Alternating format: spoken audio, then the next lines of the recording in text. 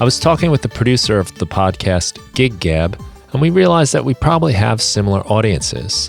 So they're going to talk about the music production podcast on their show, and I want to tell you about Gig Gab.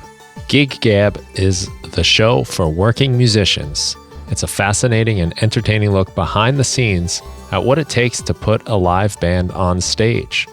Hosted by two longtime friends and podcasters, Dave Hamilton and Paul Kent discuss everything from booking the gigs, getting paid, and working with the crowd, to prepping the band, learning the material, and managing all the personalities involved. And while the show is said to be for musicians, a surprisingly sizable chunk of their audience are music fans who just love to hear about how the sausage is made. So if you're a fan of live music, playing it or watching it be played, be sure to check out Gig Gab at giggabpodcast.com or wherever you get your podcasts. Thanks, Gig Gab.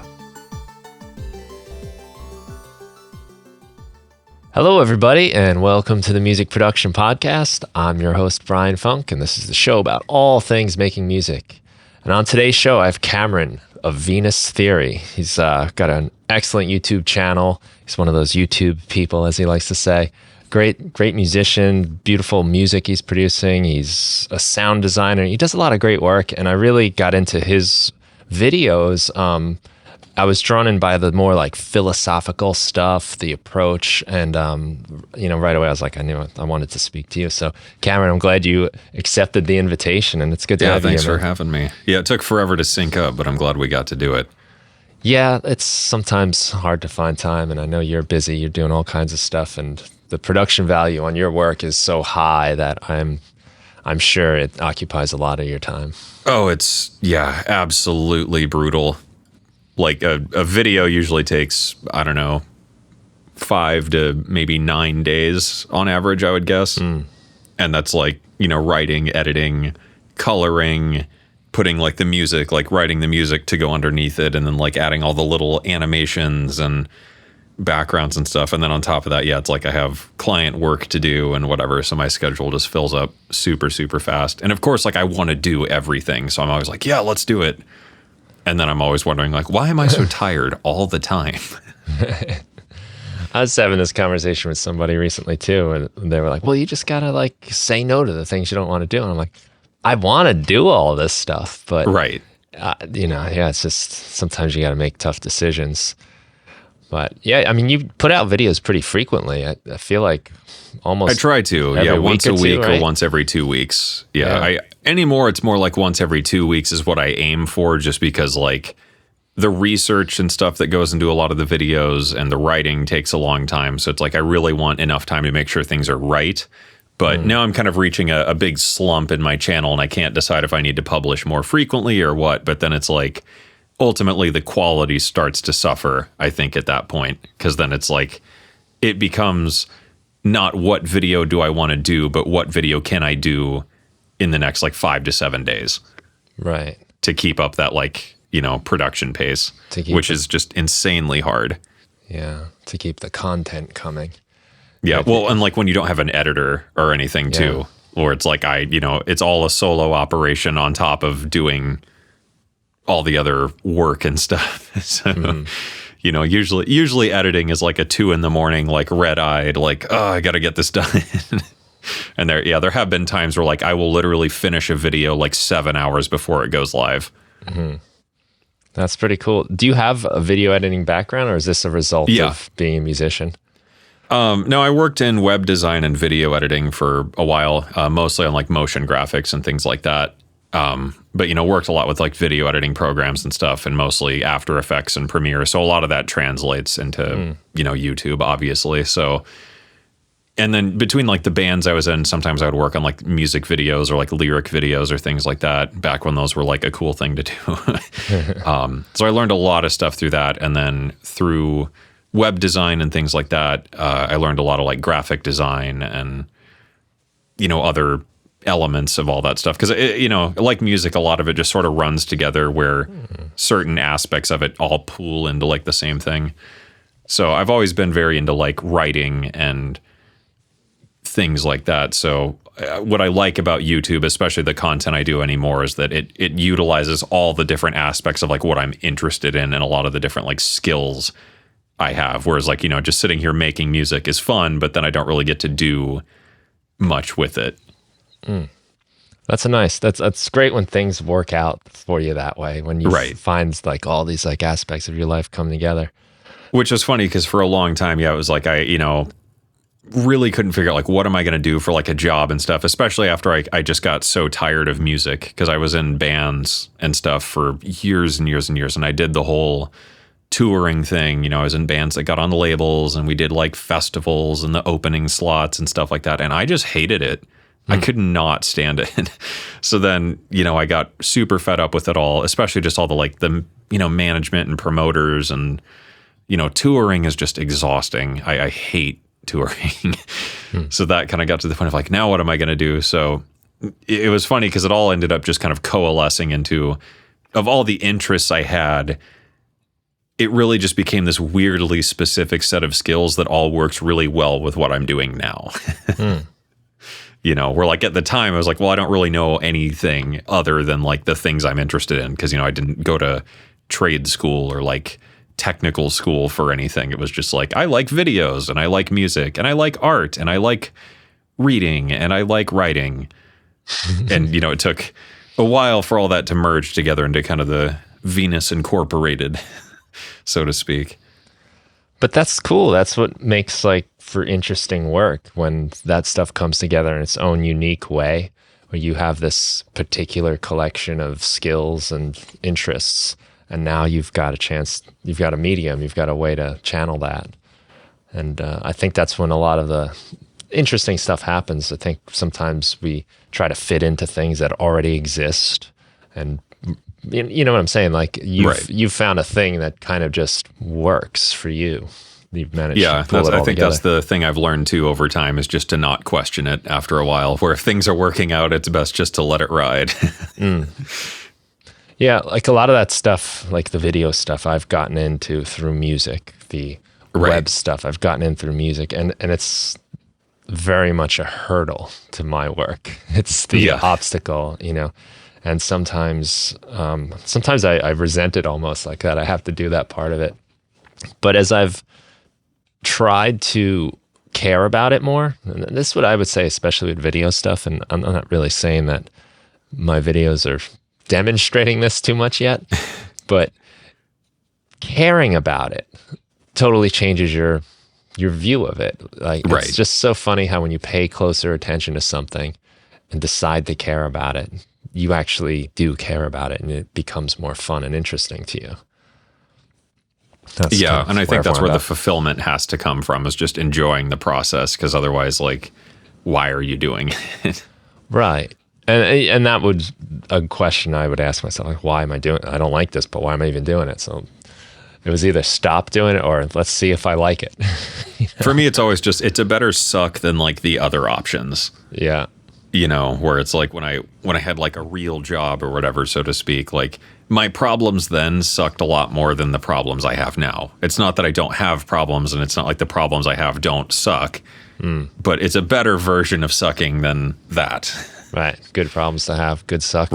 Right. Well, yeah, it's like I would rather be worried about like, what video am I going to make? Or like, how am I going to finish this score for like this client project or something, rather than worry about like, oh God, I need to prep for this meeting or I'm going to get fired. Johnson needs me to work on Saturday. Right. Yeah. And that's kind of the thing, is like now anytime something does go wrong or whatever, it's all stuff that's like my fault.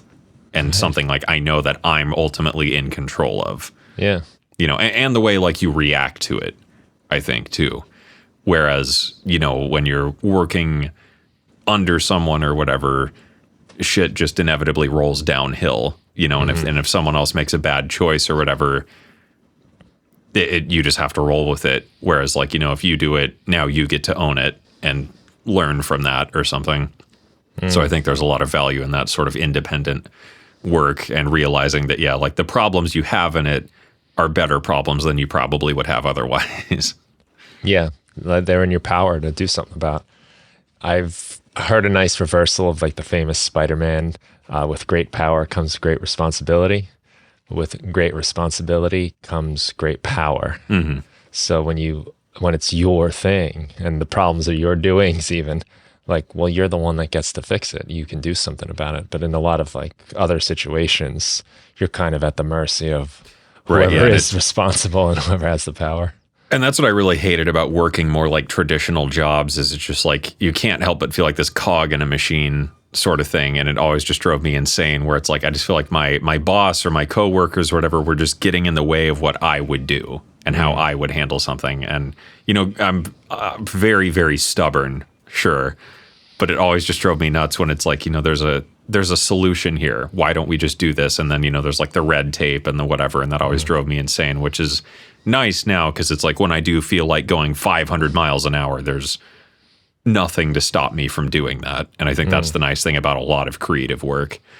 And, you know, even if you work at like an agency or whatever, or you work under like client projects or whatever, a lot of it just opens up, you know, the idea that the responsibility is yours alone.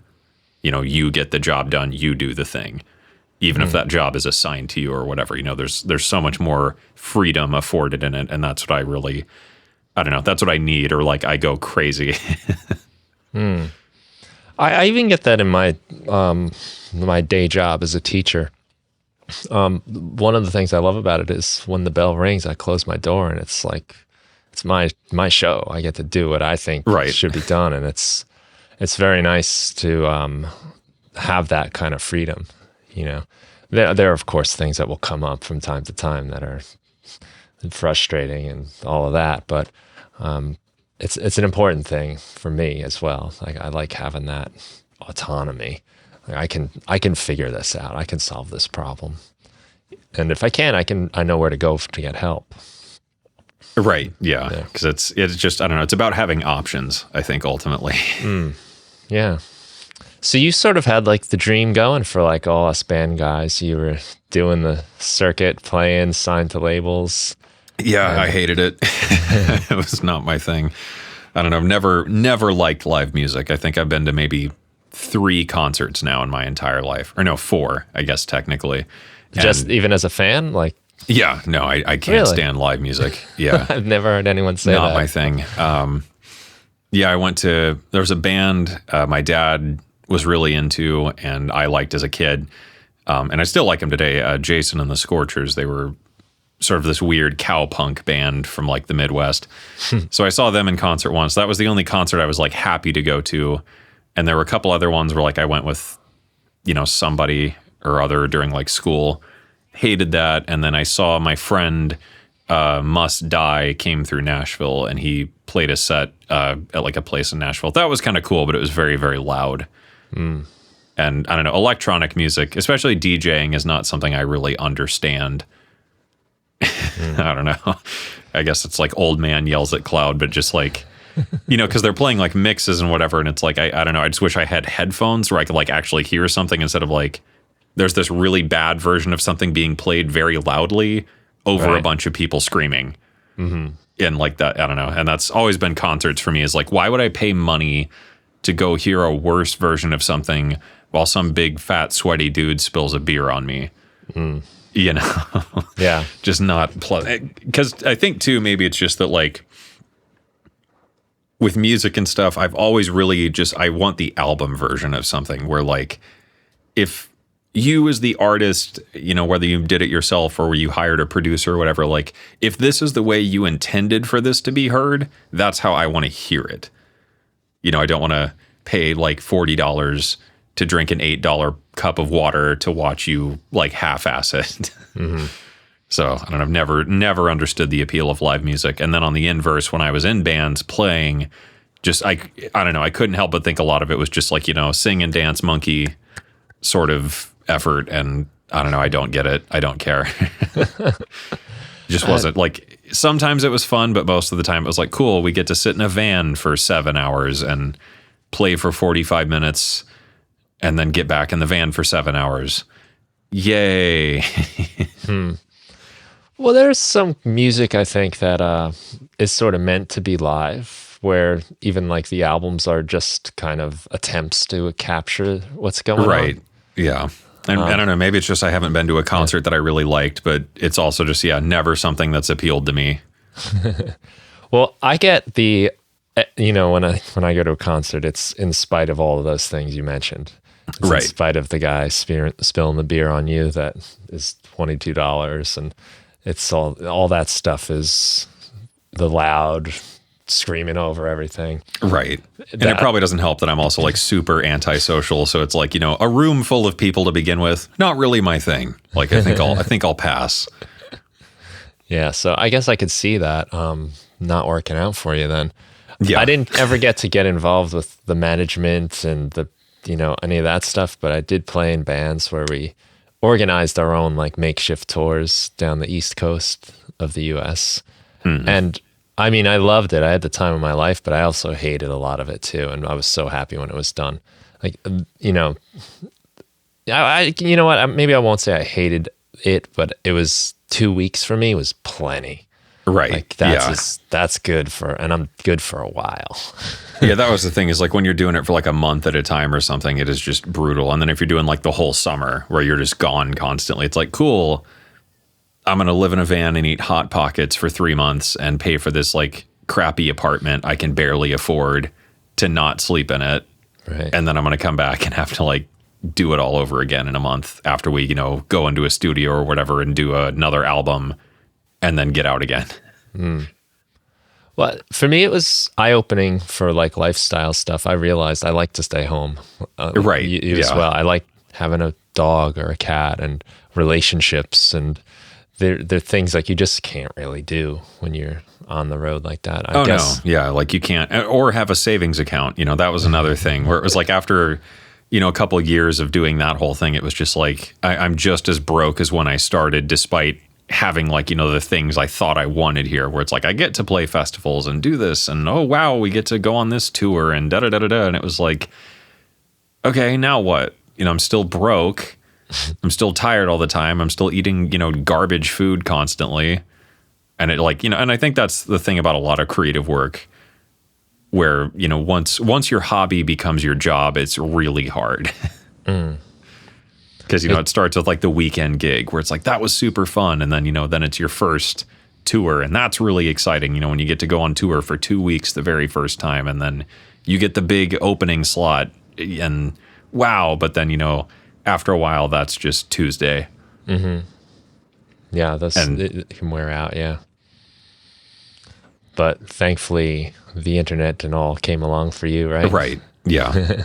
And now I can do whatever I want from the comfort of my own home with, without the need for pants. So that's pretty cool. And I would absolutely take that any day over like having to go play more shows. It's unclear if you're wearing pants right now. Right. And that's the nice part about like the working from home thing, right? I only got to dress from like the top up. Right. My wife does the same thing. She has a work cardigan. She keeps it just on the back of her chair. So whenever she has like a client call or something, she'll just like put that on. Nice. And like pull her hair back. So she's all like, business. yeah, totally not wearing pajamas right now. Yeah, it's easy to get into that. Especially when we were locked down. It was like, well, what's the point of wearing anything else? Right. Yeah. I mean, I think I've been working from home because that was my last like job was also a working from home job. So yeah, I've been doing the like work from home thing since, I don't know, 2014 maybe, something like that. It's been a long time. So yeah, by the time like the pandemic rolled around and whatever, and by then I had long left that job, but yeah, by the time pandemic rolled around, I was like, oh, I was built for this. Like, this is awesome. And now I have an excuse when someone's like, hey, do you want to hang out? I'm just like, oh, dang it. No, I don't. Yeah. I really wish we could. There was a time, 3 months maybe into that lockdown, where I was sitting around thinking like, I can't believe people ever expected me to be somewhere. Yeah. Well, that was like my wife. Her job immediately transferred everyone, work from home. And they gave them the computers and whatever. And it was just so funny because she had the exact same reaction of like, what part of this job necessitates going into the office? Like literally nothing about it requires me to physically go there. So I think that was kind of a nice shift, I think, for a lot of people and I think a lot of jobs still have kept, a good amount of like work from home stuff going on, which is nice because it saves a lot of time. I think because that alone shaves like an hour off your day probably of just driving there and back and traffic and whatever. Oh yeah. I loved my commute to work of just opening my laptop. Yeah. I'm here. Yeah. So I don't know. I don't know I would ever go back to working. Well, I don't think I'll ever go back to working like a normal job again. That's for sure. But yeah, I don't think I would ever work in a position. Like if I had to go get a job, I would not do anything that requires me to go somewhere because for most of it, there's no point. You know, obviously for like physical labor jobs or things like that, you have to show up. But yeah, a lot of the just like office 9 to 5 stuff, I don't understand why so much of it is like, all right, we all got to go back to the office now. I think it's distrust. Probably. You know, just that kind of like, we got to make sure everyone's doing anything. But that's the thing is like, you know, at work, I feel like most of your time is figuring out ways to waste time. Yeah. Especially at like office jobs, you know, you only really work like 4 to 6 hours out of the day. The other 3-4 hours are just sitting there like, I'm going to go eat lunch, or, I'm going to go walk around the building pretending to do something for a while, I guess. So I don't know. And I feel like it makes you more productive too, because then it's like you can do other stuff. You know, if you need like a break, you can go start some laundry or something, you know, and that's why like a lot of what I do now is where, you know, I can work as long as I want or as little as I want. You know, if I don't need to be up here doing something, I'm free to just go do something else. And that's the kind of flexibility I really, really thrive on, is like, you know, if I want to go record something at 3 a.m, there's nothing stopping me from doing that. Right. Yeah, that's cool. Let me ask you this, because I enjoy that as well. And on the flip side of that coin is avoiding the work sometimes to do I guess I should do my laundry. I should probably wash the dishes. I can find hundreds of other things to do sometimes before I sit down to actually do the musical work. Do you run into that ever? And do you have any solutions for that? Yeah, I mean, I run into that all the time of just like a project that just sucks, or, you know, like just a thing I have to do that I'm just dreading, you know, like, oh, I got to go fix this, you know, loop pack, or I got to finish this scene I'm scoring, or I got to submit this today, or, you know, or it's just like administrative stuff. That's the stuff for me that I hate, is like answering emails and stuff like that, just because, you know, between YouTube and everything else, I get so many messages and comments and emails and stuff. So my inbox is always just a nightmare. So I think with that, a lot of it is like organizing your day and trying to just get the hardest thing out of the way first, where it's like if you just bite the bullet on it and then it's over. And I think I think it was a YouTube channel, I can't remember, but there was one thing where it was like the 2-minute rule or something like that, where if something is going to take less than 2 minutes, just do it.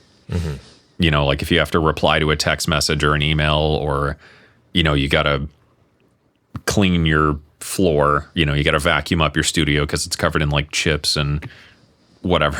If it's going to take less than 2 minutes, just get it over with. It's not something you can put off, because if you do, you're just never going to get it done. But my big thing is the 5-in-1 rule. That's always been the thing I use anymore, is whenever I'm structuring my day, I just pick 5 things to do. And that really helps you kind of prioritize and like just regulate the amount of work you're doing. Because otherwise, you know, if you just have one big list of like shit I need to get done, you're never going to do any of it, because it's always just going to be super overwhelming. So for me, yeah, it's always just 5 things I have to do today, no matter how small they are. I mean, you know, I might only have one like big project, but then I need to like go get the mail at the PO box, or I need to, you know, put gas in the car, and just like make that little list. And then out of all those things, one of them is just the focus for the day.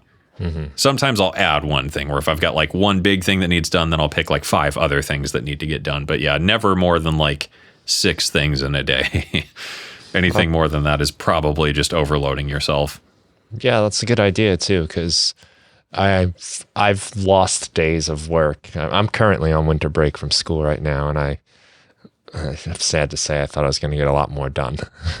Right. But I did do a lot, but I think I let a lot of those things take priority, you know, so. Well, that's exactly it, is I think when we plan things, we always plan in mind that we're going to be like 100% all the Yes. time. So if you write out 5 things a day, if you pick 5 really big things every day, you're not going to get any of that done. There's always going to be, a day a week or 2 days a week where you're just off, or, you're just in a mood or whatever. So I feel like you have to, whenever you prioritize and schedule things, you have to account for yourself at like 75%, just like, what is average me capable of? Because some days there are like days where you're just crushing it and you get a ton of stuff done, and then you get stuff done that needed to be done the next day and whatever. And that's awesome. But if you plan that you're going to be doing that every day, you're going to burn out super, super quick. Yeah, I was expecting like 125% Brian to show up all week long, and I think I got about like 70. Yeah, so that's kind of that's like my background rule is like, okay, I get excited about something, and then it's like, okay, but like, is this actually realistic? Mm-hmm. Yeah. So yeah, you gotta account for yourself as like 75% super average performance. What could I actually get done in a day? And then Smart. like the big things too, you have to like almost double the amount of time you think it's going to take. Because especially with the important things, there's always something that comes up. Yeah. Well, and that's because they're important, right? You realize like you can't let that little thing slide here. Yeah, because it's obviously we do not live in an ideal world. So scheduling and prioritizing everything you do for like an ideal situation is just a bad idea. And then you're just going to sit there feeling like shit because you didn't get anything done. You're like, God, I can't get this done, and now I got to push this and da-da-da-da-da. So it's like that just feeds into like this negative feedback loop of like, I'm not getting anything done. And it's like, well, yeah, if you had to write an album a day, I wouldn't be surprised if you burn out after like day 3. Yeah. Right, because that's also that energy you bring to the next day. Right. Because when you're going, you tend to have like a few good days in a row. You have like a couple, but it's like, it comes in waves. So it's good. I imagine being like what you're doing requires a lot of discipline on your part. Because there's your couch right behind you. Don't you need a nap right now? Don't you want to relax and? Well, and that's it for sure. It's like there's always little distractions of like, oh, I should play with this, or like, because I have all my games on this computer too. So it's like there's nothing really stopping me from just like booting up Arma in the middle of like a recording session or something. So yeah, I think it has to be part of like a reward cycle to do the lazy things or whatever. And, even if it's just working like 45 minutes at a time, where I'll work for 45 minutes, go take a 15-minute break just to like play with the dogs or go get a drink or whatever. And then, the only time I allow myself to like play games or, goof off with things is when I'm done. That's like the reward of, okay, all the work is done. Now I can play video games or something. That's good. It's like kind of like a little toy at the end. Which is hard, yeah, because it's like, and inevitably there are times where I just get lost in like an idea and then end up goofing off and doing something for a bit. But, it's the ability to recognize that that's what you're doing. Where you're like, okay, I should get back to this, because I think that's probably what makes a lot of freelancing stuff so difficult for people is, that lack of an ability to control yourself of just, oh, I quit my job and now I'm an artist. I'm just going to go paint all day. And, is that like the right thing to be doing? And is this really productive? And are you actually going to do that? Right. Like, yeah. Well, that's the thing is like some days you come up here and you're like, I'm going to write a song. And it's like, you just sit there going through your kick drum folder for 6 hours and you're like, all right, well, that's dinner. Yeah. Can't say that doesn't sound familiar. Right. And this is stuff like we all do. Right. And again, I think, it's about that, like, what is average me capable of doing today? So what did it look like when you first started doing your own work for yourself, leaving your regular person job? What kind of work did you get involved with first? I stepped out pretty slowly because I had started doing my YouTube channel, which, of course, at first, like nothing happens. Nothing ever does. So I was mostly getting out doing sound design gigs, and that was just by like reaching out to different sound labels and stuff, like even companies I had purchased samples from in the past. I was like, oh, I really like those samples. And like, I could do that. So, I'd reach out to them, hey, I want to do this pack and like, here's an idea, whatever. So I kind of built up this client base as I had my day job where like on weekends I was working on sample packs and loops and things like that, or, writing demo tracks where like some company has a new pack, a company that I'd worked with previously or something, let's say, so they need demos. So then I would start producing demos for those packs and things like that. Or some companies coming out with a plugin, a synth plugin, and I would write a demo track for it and things like that. So by the time I quit my job, I was only really able to quit my job because I had built up this client roster of companies I work with. So at first, that was pretty much it, was just working on sounds and loops and demos and stuff all the time. And then, like the video stuff, especially, I would work on videos with companies and stuff. Or if they had a video produced, I would like write the music that went with it, and a lot of gigs like that, which was pretty fun. And then I was doing my YouTube stuff in the background. So that was pretty much how it all started, was just like I started reaching out, and then one by one just kind of built up this roster of clients. And once that was stable enough where, I was making enough doing that to where I could only work like 3 days a week at my job, then I would step down to like part-time working there. And that was kind of my exit strategies. It got down to the point where it was like, I was only working like 1 to 2 days a week just because my availability was so shot. And then I was like, all right, it's just time to quit. Because, there was no way to go further with it until that was out of the way.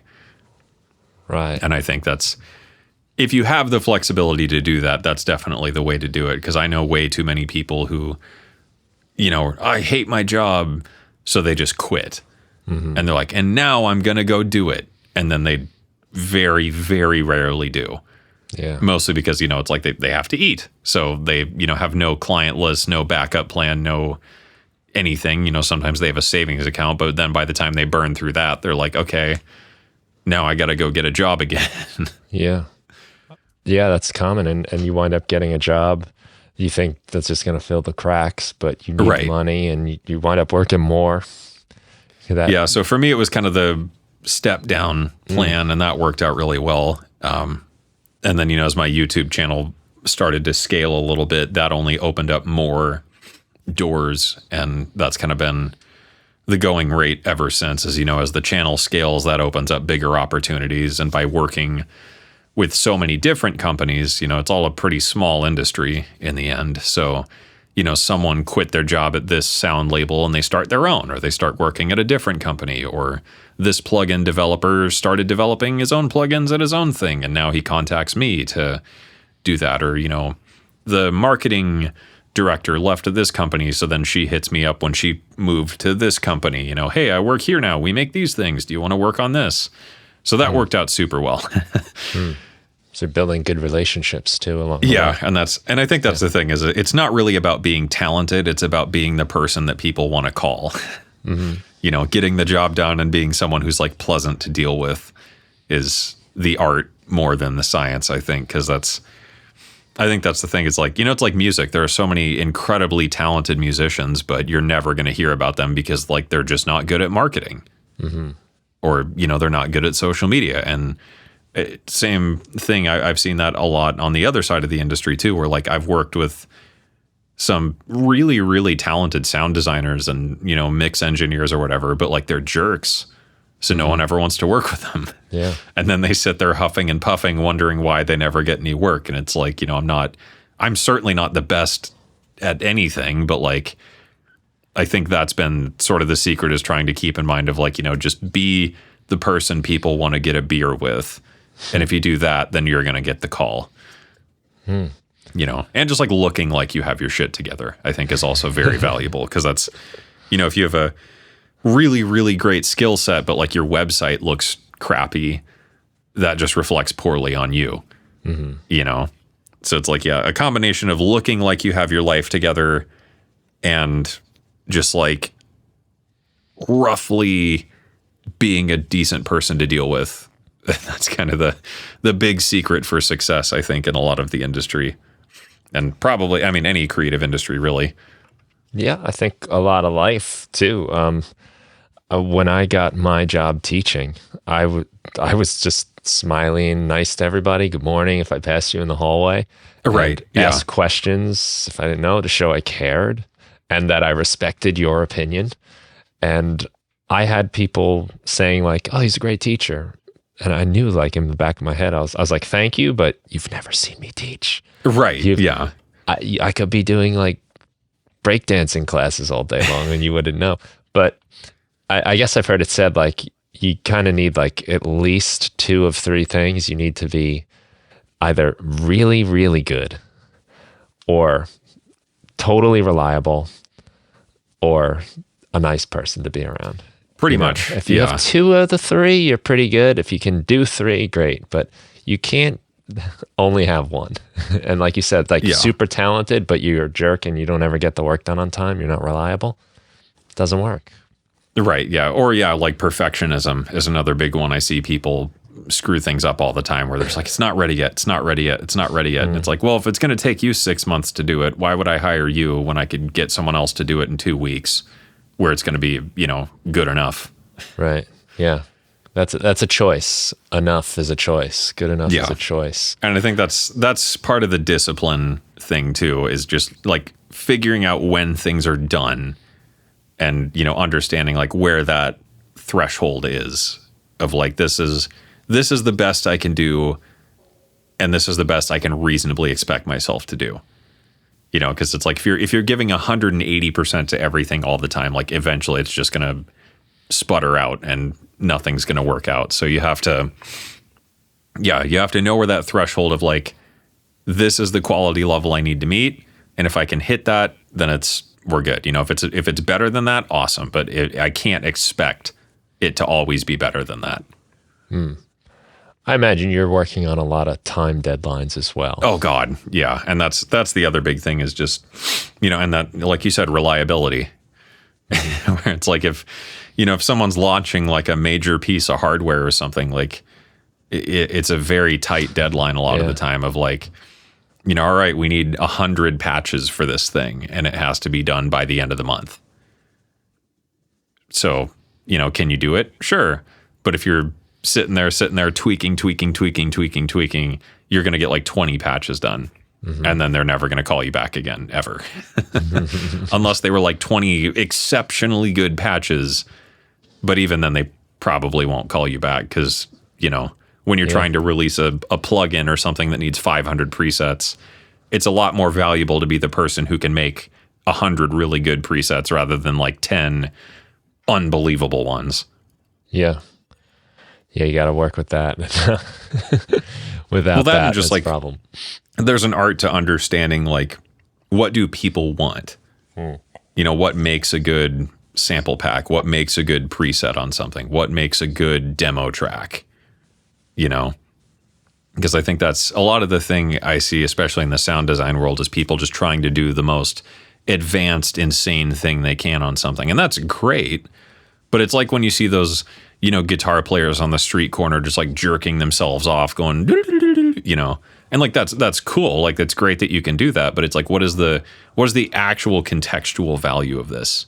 Mm-hmm. Whereas like, I could make some crazy patches on something.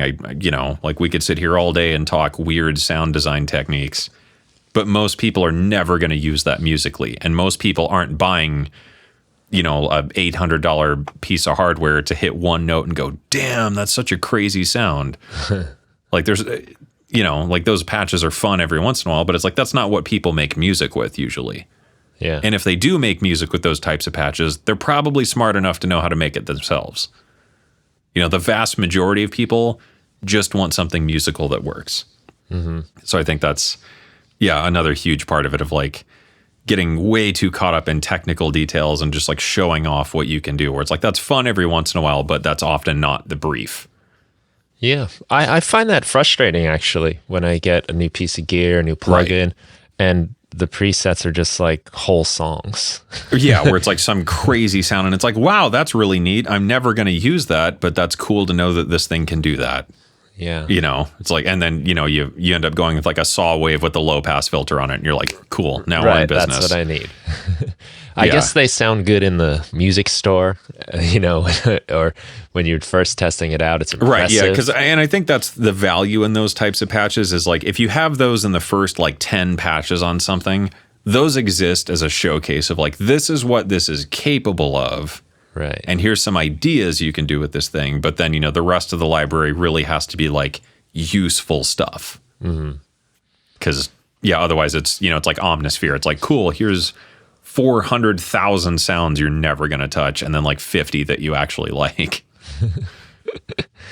So that's something you're thinking about, I guess, quite a lot. Oh, all the time. Yeah. And that's a lot of the brief is like, and like usually anymore when I get hired for a sound design job, it's to do like my thing with something, which, that's great. And that gives me a lot more creative freedom. But there are still gigs where like I get hired and they're like, okay, we're doing a vintage Stranger Things inspired sound bank.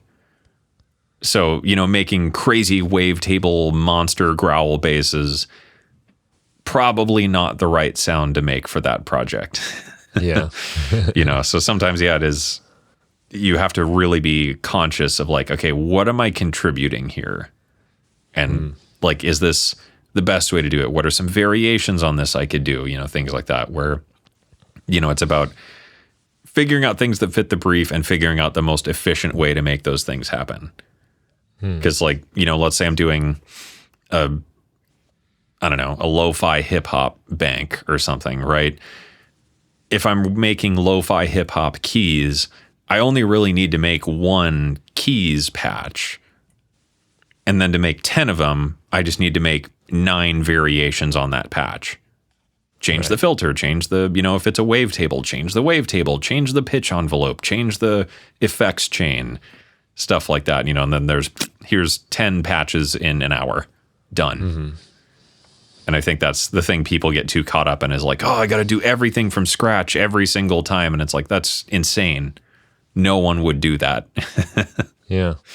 Well, even when you're working, a lot of times you will start from a preset and get your thing out of that and just kind of tweak it a little. And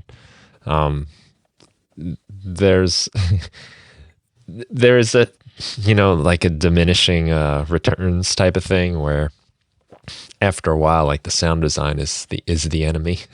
Oh yeah, no, for sure. Where it's like, if it's like mixing or stuff too, though, where it's like, the first hour of like mixing a track, that's where all the decisions really get made. The next 3 hours is just like tweaking. Yeah, right. And I think a lot of that is, sound design too, where it's like if I'm making bass stabs or something, if I'm spending more than like 30 minutes on a patch, it's probably not worth it. It's probably not really doing anything really valuable. Right. So you have to streamline the process a ton. And that's like loop packs too. I always see people, and this is the way I started too. Like when I very first got into sound design, I would make a kick drum sound and then a snare drum sound. And then I would make like a loop with like a lead synth and then like a bass loop and stuff. And then I would slap it all together and wonder why none of it worked. So then, like my process anymore, if I get hired to make a sample pack or a loop pack or something, I'll write little songs. Like I'll write a good 16 bar thing.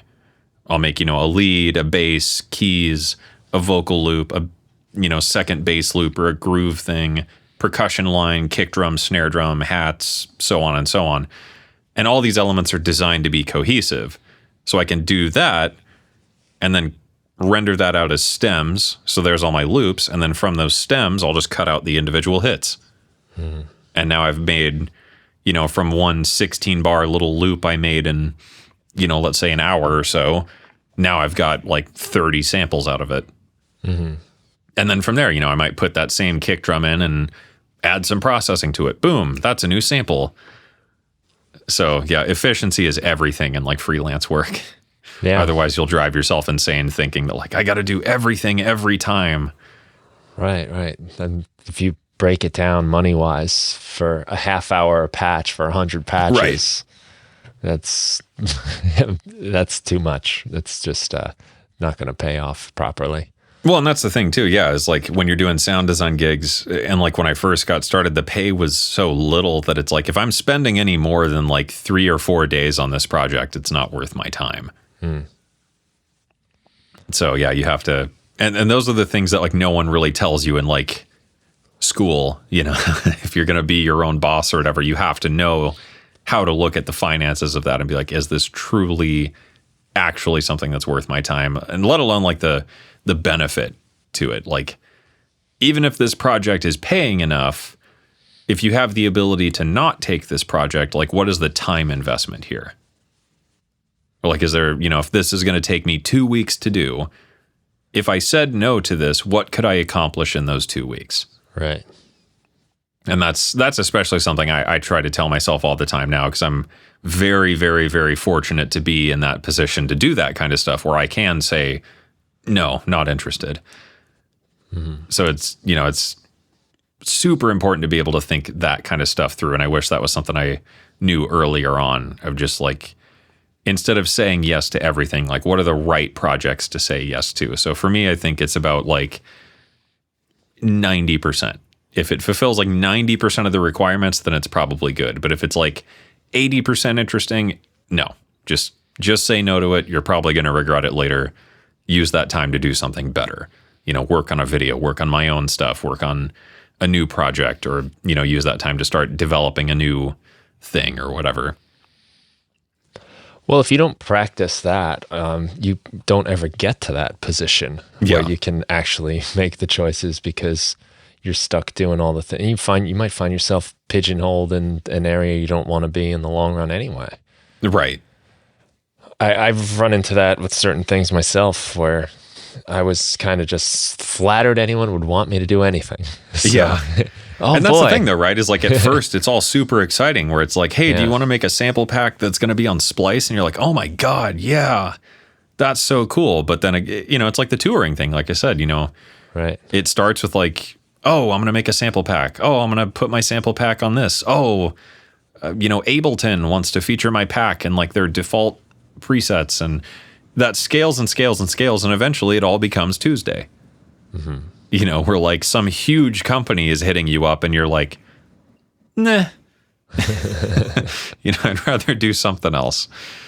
Which again, super privileged position to be in, but it's a very, very important muscle to develop as a creative, and especially as like an independent creative, to know what your time is worth and what you're capable of accomplishing during that time.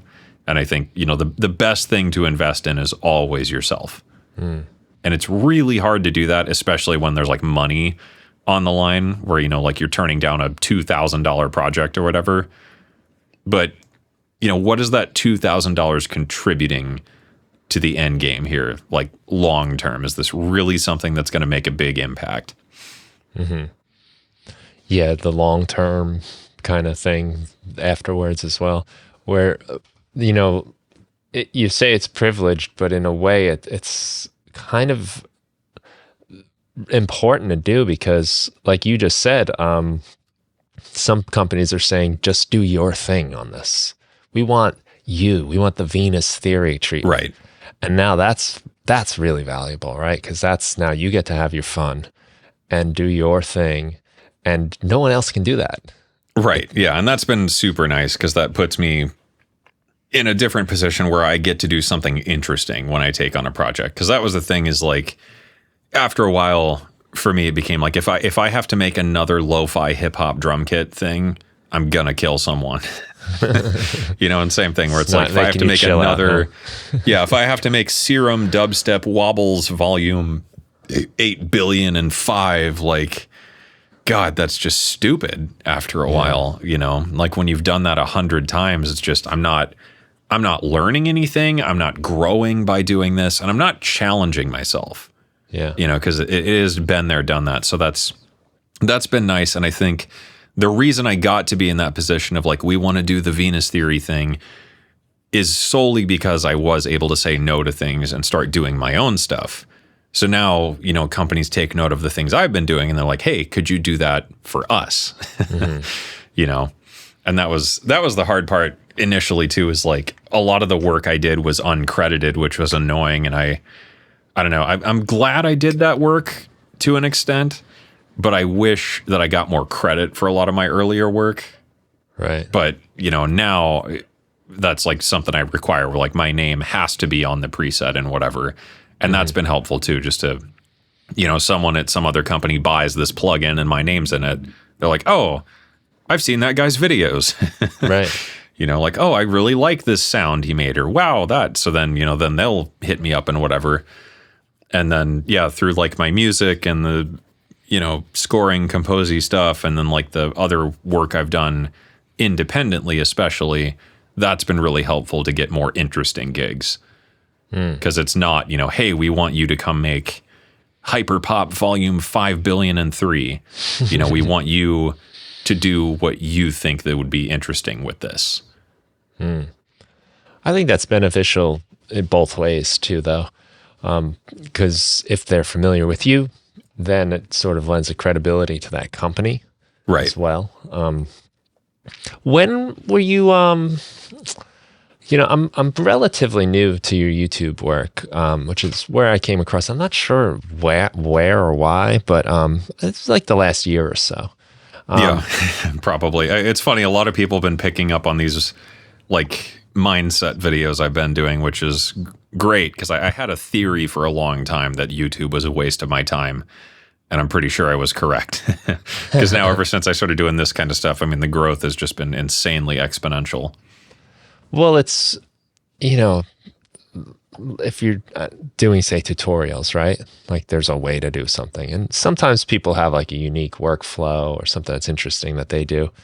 But a lot of it's, read the manual and it's there, right? But like the kind of stuff that I'm seeing you do now, especially more and more, is more in your mind. It's what you think. It's your experience, your just personal philosophies coming through. And that's not in the manual. And it also lends itself to so much more besides just that one technique I'm trying to learn that I'm looking up a tutorial for. When was it where you started to see your channel like really starting to pick up, where you started to get that ability to say, this is a Venus theory thing, and so Hyperpop Volume 902 is... I mean, for the first... God, because I've been doing YouTube for, I want to say, about 5 years. I think that sounds right. Something like that. So when I started doing YouTube, I, like everyone else, I was watching all my favorite channels, Seamless R, Sadowik, and, all those channels that were big around that time. And then there started to come up kind of this new era of channels. I really... Ricky Tinez and Loopop and Bo Beats and Ben Jordan and Red Means Recording too. And they were all doing sort of different things. And I liked that because, it used to be most of the tutorials were like a webcam in some bedroom where some guy with, like neck, beard, facial hair, usually like some unkempt, scraggly guy was in a bedroom with a webcam with Ableton open talking about like linear phase stuff. So then, this gear tube thing started taking off and I was like, oh, I kind of want to do something like that too. Cause I was at a point where I wanted to start doing videos again because I was just bored of my job. And I was like, okay, what are the videos I want to make? Like, what are the videos I wish I had? Because I was watching all these other channels and I was like, oh, no one talked about this feature or this idea, or they didn't talk about it in a way that I thought made the most sense. So I started doing those videos where I was doing, sound design and like very, very niche stuff. So for the first 3 years, like nothing happened because that's what I was focused on, was like sound design techniques and gear and plugins and that kind of stuff. And so much of that is so replaceable. And it kind of got to this point where I was just getting bored of it and I felt like I had said all I had to say, because like there's only so many times you can talk about compression. Like it's really not all that different, And I think that was the point where I maybe got up to about 15 to 20,000 subscribers. And that was the point where I was like, okay, there's an audience here. But then I wanted to kind of push myself a bit more. And like that was the time where I felt like I had enough of a following to invest into like some better video gear and like spending more time editing and more time doing things. So I kind of grew into that. And then not a whole lot happened. There was a bit more growth. And then it was really within the last 2 years is where almost all of my growth came from. And I think it was because I started really trying to push things in a different direction where, you know, if I was going to do a synth demo, I wanted to have really good music and like really cool camera work and, you know, a lot of editing and things like that. And then really, I think the last year has been one of the best years for me of just crazy exponential growth because I just got so fed up with that too, where, I don't know, like Gear Tube and Music Tube and Plugin Tube and all that, and like all the tutorials and stuff. It was just like, do we really need another dude with glasses and facial hair talking about a fucking reverb pedal? Is that the video that the internet needs, you know? And it was same sort of thing. You know, at first, companies were like, hey, here's a free copy of this plugin. And that's really exciting. Like, oh, thanks. That's so cool. I can't believe I got a free plugin just for like making a video. And same thing. Next thing you know, like a keyboard shows up at your house or a bunch of guitar pedals or whatever. And then that just becomes like that cog in the machine feeling where it was like, what am I contributing here? And what am I doing that's like useful? Because when I got to that point, it was like I would look at the channels that I was kind of growing alongside where, you know, Ricky and Ben and Loopop and Bo and Red Means Recording and, you know, 1,000 other channels that do this kind of stuff. And they're all good. Like they're all good at what they do. And it was kind of like, why am I doing the same thing?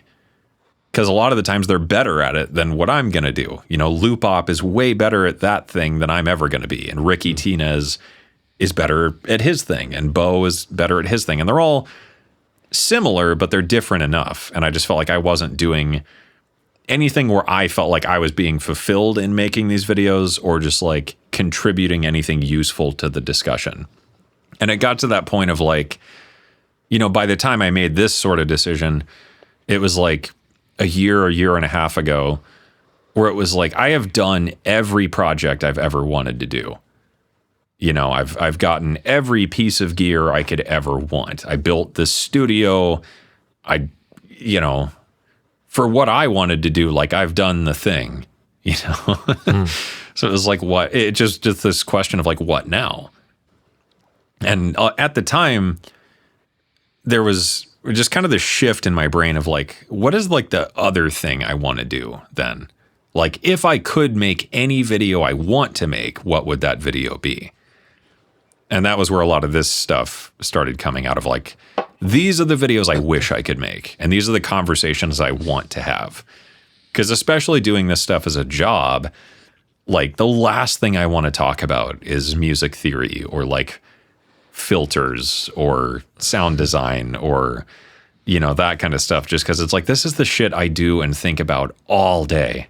So if I have to spend 7 days of my life making a video, this is like the last thing I want to talk about.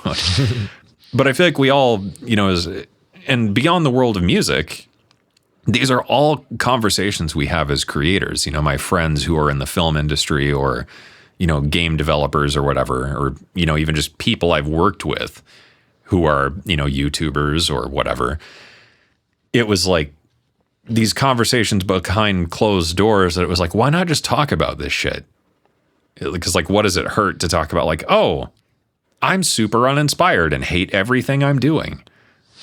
So like, let's put it out in the open. No one else is doing it. And now I think it's been nice in that, at least I like to think that even if someone else tried to do the type of stuff I've been doing, no one's going to be able to do it the way I do it because it's all presented through like my own lens of things.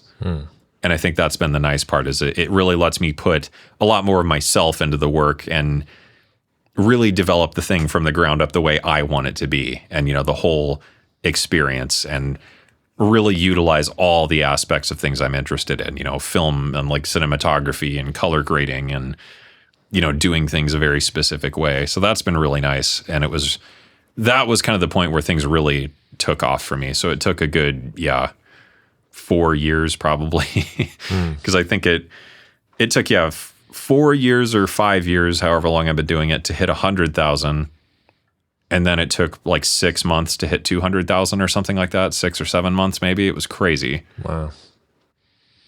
And I think that was the thing is, once I really started trying to do my own more unique take on things, that's where the growth came from. And I entirely attribute that to the fact that I was trying to do something that wasn't replaceable.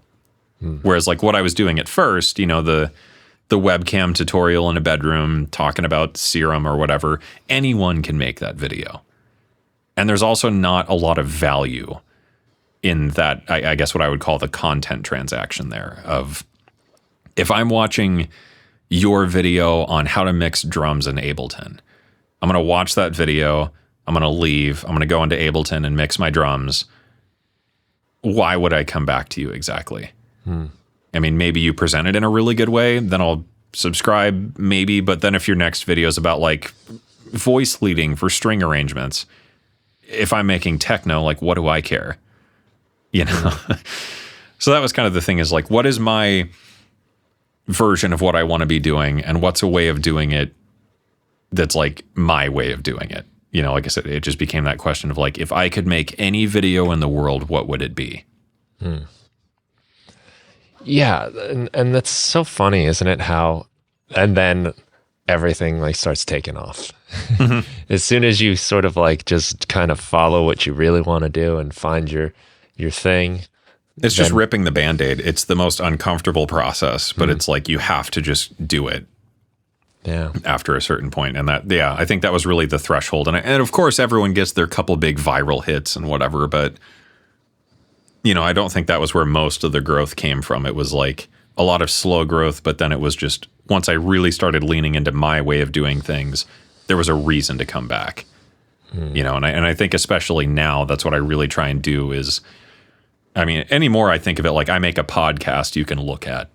That's my videos. But it became like when I first started my channel, it went from this, I have an idea for a video, to eventually becoming more of, I have an idea, okay, but does it make a good YouTube video? Because I think there's a very big difference between a video and a YouTube video in terms of the medium of YouTube and what it's for, and like how YouTube works and is generally consumed. And now anymore, it's, I have an idea, okay, does it make a good YouTube video? Sure, but can I make it a Venus theory video, so to speak? Is this something that really fits like what I would do with something? And is this something I can present in a way that's going to be adherent to, my overall vision of things? What would you say are some of the factors that make it, first, I'm going to ask you both, but first, like a YouTube video compared to just a video?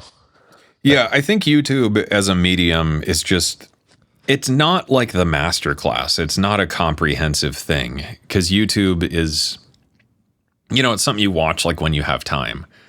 And I would say probably 90% of the time, we're not really able to sit down and watch the 48-minute long deep dive track breakdown of the new whatever. I usually leave those tabs open in my window and never get to them. So it's like we never really want to watch that stuff. And yeah, YouTube as a medium to me is about just like an introduction to a conversation or like a presentation of a few ideas to get you started somewhere. So, a YouTube video might be here's my favorite reverb plugin and why. Okay, but that's, a 38-minute video of someone ranting about a reverb plugin and all of its features and all the cool tricks you can do with it. And there is an audience for that, but that ceiling is extremely low. Out of all the people on YouTube, only so many care about this and so many care about this and so on until you reach the point where the people who care about this one specific reverb plugin as presented by this one specific person with their specific favorite features. So instead, it might be like, all right, here are 5 really useful reverb plugins. And that could be a nice 20-minute video. So that's like a slightly better YouTube video, I think. But I think the best form of YouTube content is like in 10 to 15 minutes while I'm on my lunch break, why am I going to spend that time with you? And I think a lot of the times with music YouTube, that's where it falls apart, is when you're in the DAW or whatever, working on a project, the last thing you're going to do is open YouTube and watch an hour-long video on like the deep dive on everything you need to know about techno music theory. Like, you're absolutely not going to watch that in the middle of a session. Right, because I'm supposed to be working. Right, And yeah. So it's just a pointless... I secretly am looking for some distraction, but I know that that's too much. Yeah, so it's like it's almost 10 just minutes, a pointless though, video I could to use make. A break. Yeah, so it's like if Right. you do that, that's where the magic really lies. And like if you want to grow as a YouTuber, because of course there are always those like passion videos you do, like the video I did on the whole cave thing. That was very much like a passion project for me. Oh, that reverb. Yeah, the cave reverb thing where I made just like a whole short film out of the whole thing. That's cool. And that video flopped, but that's, you have to do those every once in a while. But yeah, so I think that's what makes a good YouTube video. That was a good like, street cred video. Right. Yeah. So it's like, if you want to make a good YouTube video, why am I going to spend my lunch break with you? Out of all the content out there, and it's like Netflix or Spotify or whatever, when you get on YouTube, you are overwhelmed with the amount of content you can watch. So why am I going to watch you? And it has to be something that like is digestible and interesting in a short enough time span to make sense. So I think from there, yeah, the Venus theory video is, like I said, for me, it's a podcast you can look at. That's what I want to do. And that's the stuff I'm really interested in. So for me, it's one, is it a good story? Two, is there an interesting twist in this somewhere or an interesting takeaway from it? And three, can I distill this down into like a bite-sized format without feeling like I left something out? Like, can I do this in a way that makes sense in this amount of time? And does it leave you with something? Does it give you something? Does it make you think about something? That's kind of the whole goal. It's like the end of every video. I hope this inspires you to get out there and make something awesome. Yeah. And that's the whole thing. I have to have a reason for making it that's going to fit my format. And I think a lot of it is based in like storytelling. So for me, it's a lot of, English teacher stuff, right? Of who, what, when, where, why. I have to be able to answer all that. I got to be able to draw out kind of my plot points. What am I talking about? What is the point? Where is this leading? Okay, where can I add like some maybe clever foreshadowing and jokes and things like that? And does it all work? And does it condense down nicely? And is it interesting? And does it give you something to leave with? I was going to ask you about if you're writing this out, is this scripted essay writing? And as I speak to you, you're very articulate. You're very well spoken, and you have the impression of when you start a sentence, you know where it's going. And it makes me almost wonder, because at first I was almost convinced, like, he must be writing this stuff out. It must be a thing. But now as I speak to him, I'm like a little less sure of that. How much structuring do you do? Everything is written out. I have everything scripted, but it's written as I would say it. Mm-hmm. So, I'm not really dressing anything up, but sometimes I will make sure to write things out in such a way that it's going to make sense. It's going to lead into the ending of the video or whatever. Sometimes, depending on the video, I may have things that are more ad lib where I'll write out the section title and then just like 5 talking points sort of thing. So that way I can kind of riff on it, get a few takes, get a few alternate takes or whatever, if it feels like a section that I could ad lib decently. But most of the time, everything's pretty much entirely written out just for the sake of making sure the information is presented as best it can be. Because otherwise, there's too much waffling and back and forth and timing errors and whatever, or especially where information is relevant. That's the hard part, is making sure you say things the right way and in the correct order. So that's why I like to plan things out as much as I can in pre-production. So when I am filming, I only have to worry about filming. I don't have to worry about what I'm going to say. And then as well, within the production notes, I do also have little notes of this is where I'm going to be on screen. This part is just going to be voiceover, da da da da da. So that way, it's a very efficient process of writing is writing, filming is filming, editing is editing. There's no guessing, and there's less variables of what could go wrong.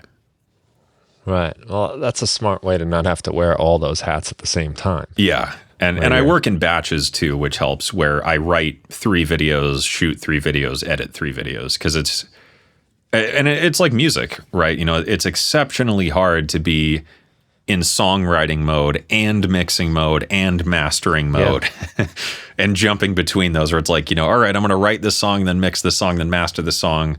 But while I'm mixing, I got this idea for another track. I'm going to go write that. So this way I can just have my writing brain on and be very meticulous with like the script and the information and planning, where's this going to go? And does this joke lead in here? What kind of animation or like production assets do I need? What kind of imagery am I thinking? What's the B-reel going to look like? Is there a specific shot I need? Plan out the shot list and all that. So then all the writing is done. And then when I go to shooting, I have all that prepared ahead of time, so I can just focus on shooting and getting everything right, and the lighting. And, I'll make notes of that too. If I need like a specific look to a shot, like what lights am I going to use? Where are they going to be?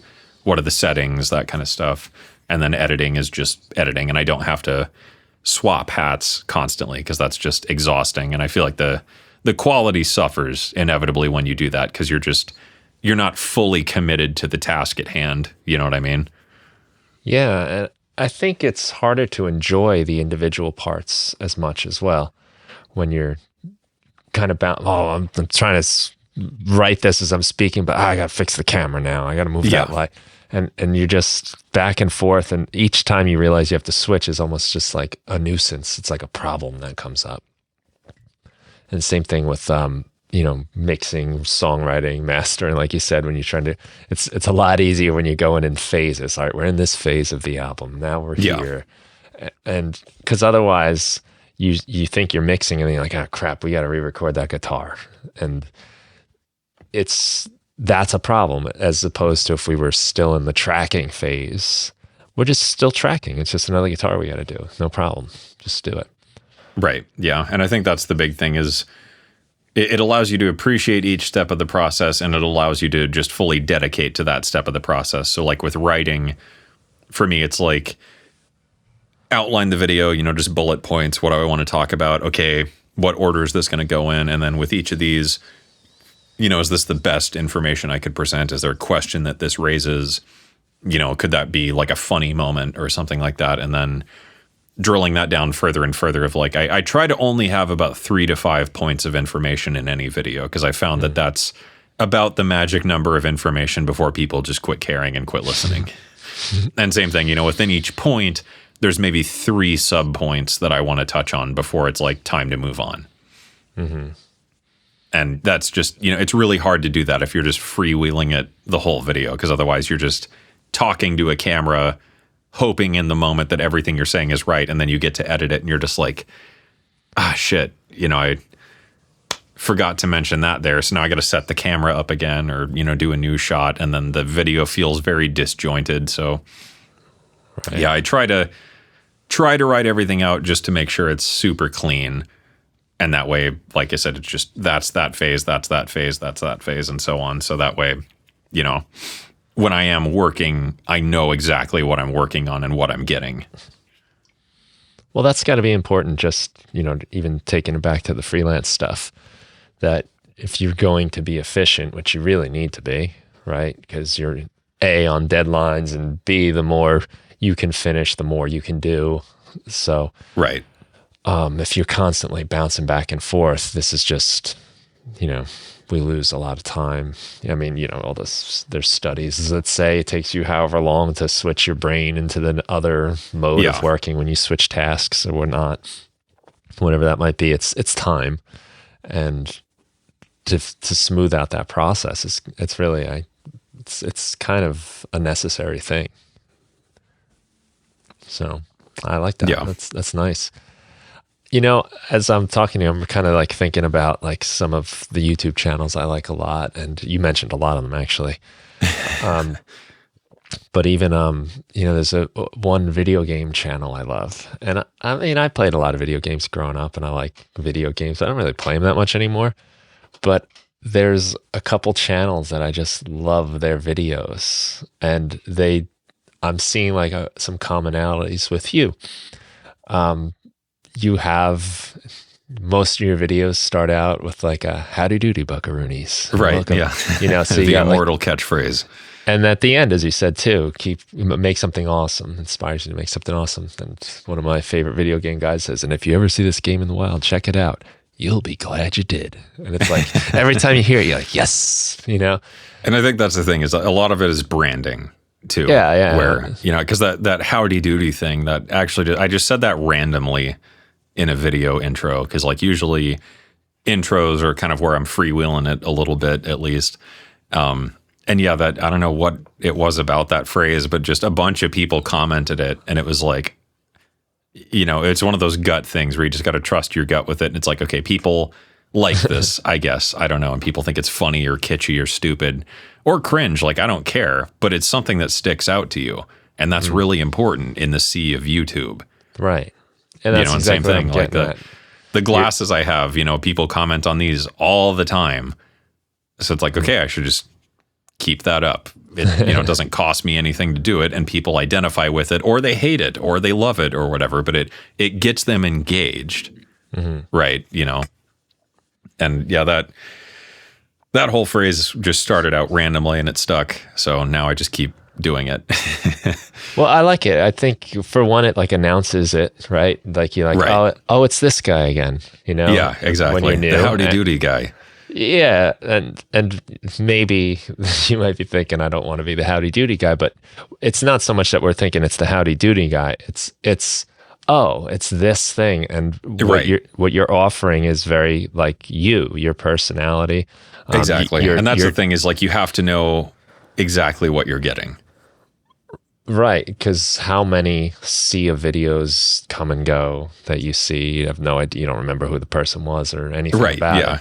Like you said, I learned how to mix my drums, but I don't even know where I found that video anymore. Exactly. Yeah. So it's about trying to find things that stick out to people.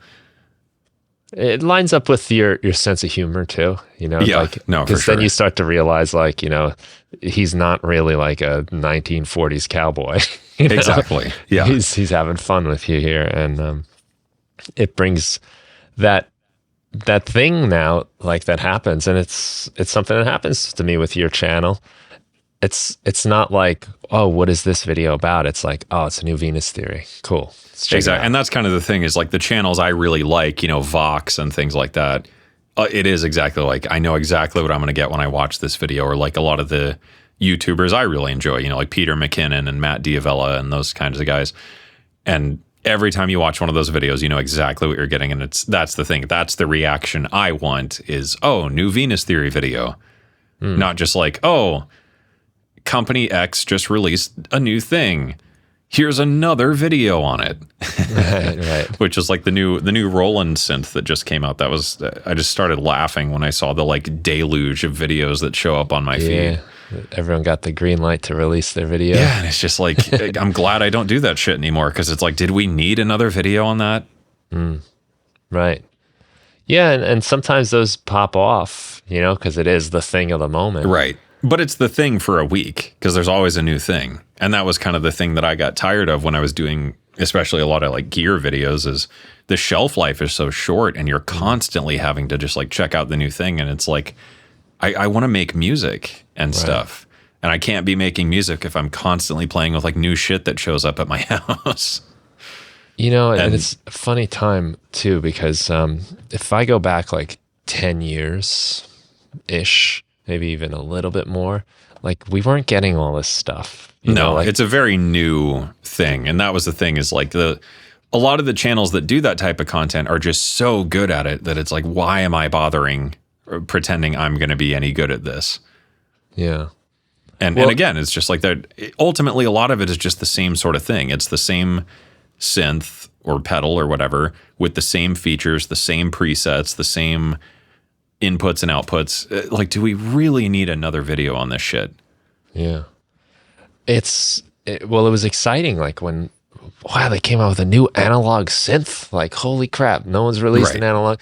And then it was like, there's another one coming out. And now there's one every day. Oh, it's constant. And then the videos and stuff are just everywhere with it, which is funny because then it's like, of all the gear channels out there, I only watch like 2 of them. But it's because I get excited, like, oh, it's a new video from this channel. And it's not that it's a video about this thing. It's just I want to see their take on this new thing. What did they think of it? What did they do with it? What did they like about it? And I think that's part of that magic formula with YouTube is it's equal parts personality as it is content.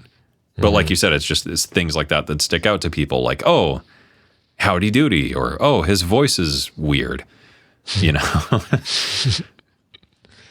Something that has like a trademark to it, though. Yeah, I mean, it's like that for me with podcasts, with bands. Even you don't care like what the song. You just want to hear their new song. I like that band now. Exactly. So I think that's part of it. And I didn't see what I was doing in that space that really contributed to anything interesting or anything that I thought was interesting, because that was the other thing. Like I said, it's just bored. Well, the beauty is, I mean, it lets you do more of what you want to do, and it's more appealing to people. Like, everyone wins in this situation, and it doesn't seem like it should always be that way in life.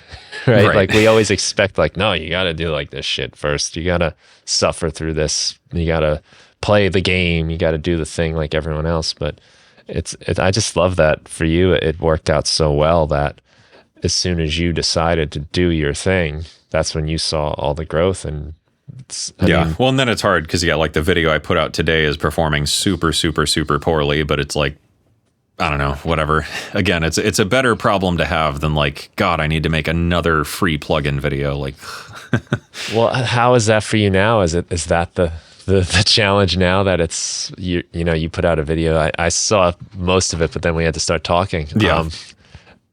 But I think it was only out for a couple hours, and you're already up to date on its performance. So how tethered are you to keeping track of that stuff? And I try and keep an eye on it, but it's super unhealthy after a certain point, because it's like all analytics are designed to just make you miserable. So usually it's like for the first day, I'll kind of keep a close eye on it, and then I don't check in for another couple days at least, because it seems like there are, at least my theory is that there are a couple sort of checkpoints on YouTube where if a video performs well for this long, it gets shown to more people. Right. And it's about every 7 days, it seems like, where after the first 10 days, you'll see a noticeable upswing if it's doing well.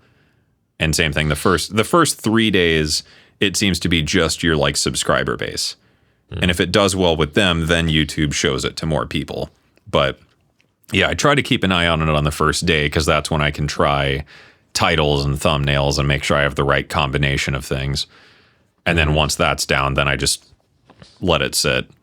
Right. So you experiment with that? You're switching out? Oh, yeah. I try to write about 15 to 20 titles and do about 15 to 20 thumbnails for every video, just to have a ton of options. Because I think I picked that up from, I don't know, it was like NPR or something. They had a like course on journalism or whatever, and it was talking about headlines, where it's like, if you're writing an article, you should try and write like at least 20 headlines for it, because 15 of them are going to be shit. 2 of them are going to be pretty good, and the rest are actually going to be like really strong titles. So same thing with thumbnails. I just make a bunch of thumbnails so I can get a ton of ideas and see which one works. But you have to sort of A/B test them constantly in that first day or two, just to see which combination is doing well, because it's almost never the one you expect. Like, you think it's a good title, you think it's a good thumbnail, but then you try out another one that's maybe kind of the weird combination, or one you're not super keen on, but then people might love it. Yeah. Well, so much is like they have to click. Yeah. And that's the thing. You're not going to get 1 million views if you don't get in front of 1 million people. So, even when people rage on my video titles or thumbnails or something, it's like, I don't care. You clicked and you commented. Yeah. So You know, Thank you. it says I actually did the right thing. Yeah, thank you very much. Yeah. Well, and that's like, you know, as long as you're not like clickbaiting people. Yeah. Yeah. Well, I guess you gotta live up to what you're saying it is. Well, exactly. Yeah. And I think that there was a whole Veritasium video on that of just like clickbait versus legit bait, where it's like, you know, if I title my video buying a $1 million mansion, you better be buying a $1 million mansion in the video. But, you know, I think there's a very different thing with legit bait of a good headline is just a good headline. And yeah, you can't get views without putting asses in seats. So, you know, if people think it's too clickbaity or whatever, then like, I'm sorry, but that's how YouTube works. YouTube encourages that. It's all about getting engagement, you know, and the best way to get engagement is to have like somewhat sensationalized or interesting titles. So if you disagree with that because it's not like, you know, FL Studio Masterclass Volume 847, How to Use Fruity Equalizer to Achieve Maximum Dynamic Range in Your Bass. If that's the title you want, then fine. I'm not going to do that title, and if that's offensive to you, then leave. And good luck finding that video in the Well, algorithm. that's the thing. You know, people are you just in it for the views and da-da-da? I was like, well, yeah, now I am. I make YouTube videos. I am in it for the views. Yes. Like, that's a stupid question. It is, but you know, we have this like kind of like poisoned attitude, and you know, some of it is well deserved, maybe because there is clickbait out there. Oh, absolutely. And it is trash sometimes, but you know, it's like you're playing a concert. What, you don't want people to show up? Yeah, like, exactly. Like, what are you in here just for the audience? Like, yeah, are you doing man. YouTube videos just for the views? And it's like, well, are you making music to show it to people? You know, same question. Yeah, I've read a book. To be fair, I listened to it. It's how I do most of my reading these days. But it was, I think it was called The YouTube Formula. And I was very prepared to be grossed out by it, you know? Yeah. And I read it really based on a recommendation of somebody else, another YouTuber that I really like his work, and he's not like that at all. So I was like, Yeah. I thought it was weird, you know, like why is he's leading that? Like, so it took a lot of that sting out, I guess, and you know, where I might have had that like attitude, you're just making this to get views, but like, let's be real. Like if you're not honest. Well, I'm not that. spending a week of my life making this video just to watch it myself. Right. But I mean, if you are, that's like totally fine. That's maybe weird, but like, sure, if you want to do that, that's cool. Well, listen, I make music and I probably listen to it more than anyone else in the whole world. Right. Well, but you make it because it's the music you want to hear, right? And same thing with a lot of these videos for me. It's like I said, it's that ultimate ethos of my channel, and that I make the videos I wish I had. And I think the most successful YouTubers I know are the happiest. Yeah. So for me, I think that has to keep being my metric. As hard as it is to see a video performing poorly like the one I put out today, at the end of the day, it's like, well, I did a good job with that video, I think. I think it was an interesting video. And even if it only does reach 40,000 people or something, that's fine. Because those people are going to get something out of it. I hope, at least. And the other thing is, like, you know, if you agree with me or not, I don't care. I'm just presenting some ideas. Do with them what you will. Right. And if you agree with them and it's really helpful for you, then great. If you disagree and think I'm an idiot and that makes you go do something, that's fine.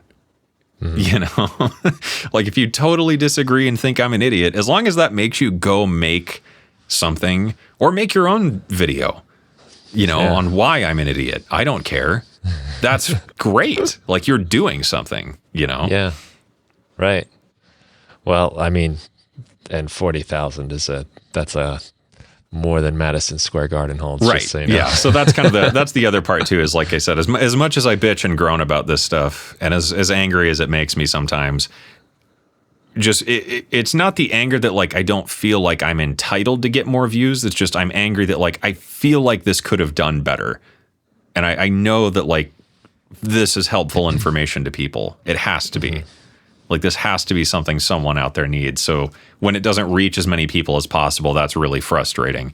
especially when you feel like it's not really through any fault of your own. Because I've seen that where there's just sort of cycles to YouTube, you know, when like the algorithm changes a bit or something, you put all this effort into a video and it flops and it's just super frustrating. But that's just reality. But again, yeah, it's like, well, if it reaches 20, 30, 40,000 people, that's 40,000 views I didn't have before. But it's frustrating when you know that, like, you know, you're capable of getting hundreds and hundreds of thousands of views. But I don't know, like I said, success and fulfillment has to come from the process. And that's, you know, end of the day for me, it's like I love making videos. It's just super interesting to me.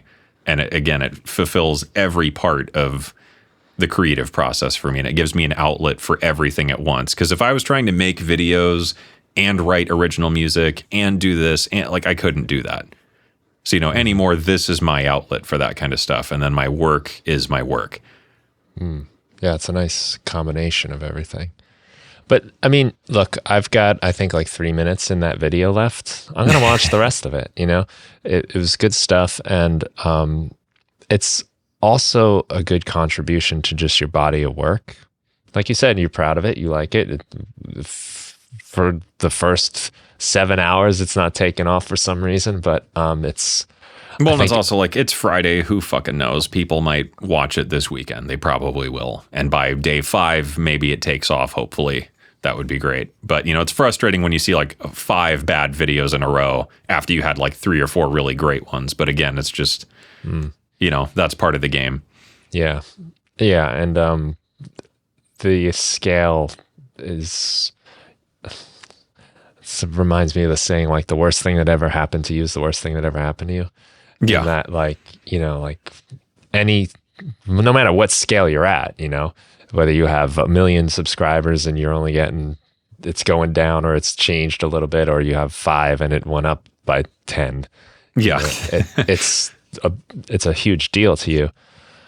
It is contributing to this collection of work you have that when people do get involved in you and they're going to come back for you, they're going to find this there. I think it's, you know, it's still a good... Well, yeah, and someone eventually is going to discover yeah. it later. You know, in 100 days from now, someone's going to watch that video that hadn't seen it before, and, you know, they'll hopefully enjoy it or whatever, and I'll be making way more videos by then, because that's like all of creativity, isn't it, though? Of like, you have a bad day like today where I've been really frustrated between the project I've been working on and then my latest video bombed, and then there's like some other stuff going on, you know, behind the scenes that's incredibly frustrating. But it's like, okay, so my options are sit down and cry about it and, you know, boo-hoo me, or shut the fuck up and get back to work. Like, those are the 2 options. That's very much my dad talking, but like, I think that's the truth is, you know, you put out a video, it doesn't bomb. Okay, then put on another one. What else are you going to do? You can quit. You can certainly do that. But is that what you want to do? Yeah. And either way, I guess, good video or not, you're going to get back to work. Well, and that's the thing is, like, there's always another video, and that's everything I've had. I've been fired so many times from like client projects, you know, because I screwed up or because they changed their mind or because the project ran out of funding or whatever. And it's like, okay, well, I can sit here and boo-hoo me or get back to work. There's always another client. There's always another video. There's always another song. There's always another comment, you know, whatever it is. It's just, you can sit there and pout, or you can just keep doing it. Because, you know, eventually I'm going to have another video that's going to go super huge, probably for no reason at all. I think that's the thing. It's often the videos I put the most work into that perform the poorest, and the videos that I just kind of like throw together that just explode. And maybe there's something to that, but it is always just chaos. Do you ever think about just these like numbers, this reach, like the impact you have? I mean, like as a teacher, I don't know, what'll I get in my career? A couple thousand students, right? Maybe, you know, and yeah, it is hard to think about because the numbers get so big after a certain point where it's like even subscribers, I don't know what I'm at, like 202,000 or something like that last time I checked. And it's like just imagining a room. Well, not even a room. I mean, Jesus. It's like a geographical location. Yeah, like that's like a small city. Yeah. 200-some thousand people are subscribed to my channel. But then in the last Let's pull up the analytics here. Actually, this will be a fun thought experiment. So I've had about 700,000 views in the last 30 days. 50,000 some hours how many of watch time.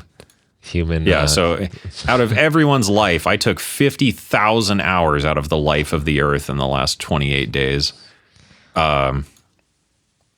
Impressions and stuff. It's just unreal. Like, can't remember where to find that here. 10.7 million impressions. Like, I can't even think of what 10 million of something looks like. If my math is right, in the last 30 days, you've had 5.7 years of view time. Right.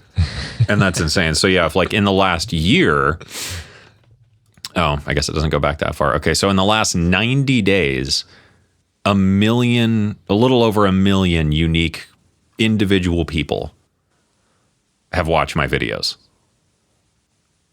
Wow. Yeah. Like, your face is getting around, right? Like, so it's crazy to think about. If even like the sliver of a percent of those people, like, you know what, I'm gonna do some shit today. Right. That's pretty awesome. So that's the thing is just, again, I can sit here and boo-hoo my video isn't performing, or I can just go make another video. Mm-hmm. Those are the options. And just the impact and the reach is crazy. And it's super cool, because I get messages all the time of like, oh, I'm a mechanic and I'm 64 and I just retired and I just got back into music and I started doing GarageBand and I found your video on whatever and it was super helpful and I just made this song and I wanted to share it with you. Like, that's so cool. Or getting like, oh, I'm a 13-year-old kid from somewhere and I'm trying to learn music and this video was really helpful because I could figure out how to do that and now I do and wow, thanks so much. Or then I get messages all the time now, especially with like the content I've been making lately of like, wow, I was like super depressed and this video really helped me. So like it's a weird position to be in, but it's super interesting. And that's why I really like the content I've been doing lately, is just because of the discussions it starts. Right. Whereas like if we watch another video on the next wah pedal or something, like we're gonna, oh, that sounds good, and then we leave. Whereas like, the conversations I see people having in the comments and stuff now is just so interesting. And there's so much variety to it and people from so many backgrounds and whatever. So that's why I've been trying to sort of spread out from music YouTube into more of like a creative YouTube space. Because I feel like I said, many of these ideas exist well beyond the realm of just music production. Yeah. Because I get comments like that all the time. I'm a writer and, so much of what you're saying is like exactly the, shit I go through. Or like I'm a game developer and I think about this same stuff all the time. Or I'm a filmmaker and I hate when that happens, And people, like so many people have so many interesting stories. And I think that's kind of my next leap of where I want to go if I can figure out how to get there. Yeah, a lot of my favorite writers, books, things about creativity and art aren't about music, but there's that translation. And so many times I'm on this podcast, we're talking about music, and I'm like, music is just a metaphor for life at this Pretty point. much. Yeah, exactly. And that's where I want to get with the content, is going a bit more beyond that, just because I feel like there's a bigger ceiling to hit. And I think, by not focusing so myopically on music too, there's just so many more, I don't know, conversations to have and like ideas to explore. Because, when you frame it all around music, inevitably there has to be a compromise and like, where are the limits of this conversation? And, how does this kind of like delineate into whatever? So, I don't know. It's hard. And that's what makes videos so hard to make, is like in the background, I always have to think that too, of like, okay, here's the story I want to tell, but like, how do I frame this in a way to where it's applicable to everyone? That's a tough question to answer. Right. But it seems like you're kind of, if you make it for yourself, like you said, something that you'd want to see, that seems to be a Exactly. So it's like, I think it's that measurement. personal lens of like, here's what I'm thinking and here's what I've been going through, or here's what I went through at one point, or here's like just a thought I had the other day. Let's talk about it. Or, a lot of it is even inspired by like the messages I get from people or the comments I see come up where someone said, and I'm like, oh, that's an interesting idea. Or like, that's a problem I remember dealing with a lot. Or, oh yeah, I've never thought about something that way. So then, I'll start slapping together the research and the writing, and then the whole thing starts over again. Well, it's nice that it gives you back too, Right. Yeah. I love it, man. I think you're doing great work, and I'm really happy for you that you're also finding it more fulfilling and meaningful. And as a result, like, some justice in the world, that it's being rewarded, Right. Yeah. with Well, growth. like I said, I feel like I'm contributing something. Well, yeah, I mean, like that's how it's supposed to be, I guess, that when good work happens, it gets celebrated and rewarded. Right. And I'm glad that you didn't find like, a new take on a wah pedal was the answer for you. Yeah, because I don't know, you can only make that video or I guess I could only make that video so many times before I got bored of it. Because then, yeah, like I said, that everyone else is getting that same pedal or whatever. So it's like, I don't know what I'm going to do that's going to be better than like Loop Op or Ricky or whoever is going to do their video on this too. So I'm out. I'm going to go do something Play a else. different game. Yeah. That's But, cool, yeah. man. Well, you're obviously a busy person, so I'll let you off at that. Yeah, we'll wrap things up here. I gotta eat and go to the gym, I think. Okay. That's more discipline, right? Yeah. Oh, God, I need to get back into it. I fell off of it for a while there, but I need to get back into it because it gives me an excuse to get out of the house. Otherwise, I just sit up here working like 96 hours a day. That's important. Yeah. Well, that's great, man. Do you want to direct? I know there's, so let's just get the official like websites going, venustheory.com and venustheory.bandcamp.com too. I would want to sort of highlight because, that's not as front and center in a lot of your videos, but your music is great. So Oh, thanks. I think people should go check it out. And then, of course, Venus Theory YouTube channel. So I think that's just /Venus Theory, right? Yeah. YouTube/Venus Theory. So anywhere else you want to direct the masses? My website, I guess. That's where everything else really is. venustheory.com. Yeah. That's where all my decent sampler instruments and other things are. And there's all like the links on there too, because I don't remember all of them offhand. Yeah. Well, cool. I appreciate it. It was great talking thanks for to you. having me on. Good talk. Yeah, I feel inspired to make something awesome. Well, good. And I hope everyone listening is too. Thanks a lot.